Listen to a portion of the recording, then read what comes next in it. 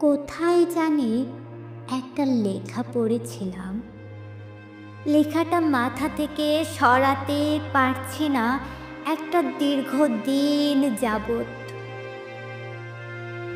লেখাটা হচ্ছে এমন, তোমাকে একজন পেয়েছে মানে আরেকজন কি বীভৎসভাবে না তোমাকে হারিয়েছে।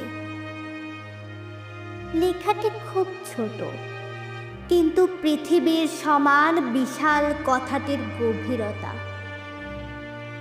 কেউ একজন দিনের পর দিন, মাসের পর মাস, বছরের পর বছর কাউকে নিজের করে পাওয়ার স্বপ্ন দেখে যাচ্ছে, অপেক্ষা করে যাচ্ছে, অথচ অন্য কেউ যেন অপেক্ষা ছাড়া, সাধনা ছাড়াই তাকে নিজের করে পেয়ে গেল।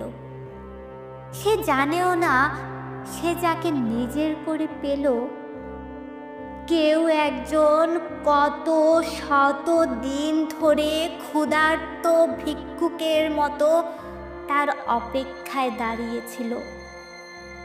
কি অদ্ভুত, তাই না?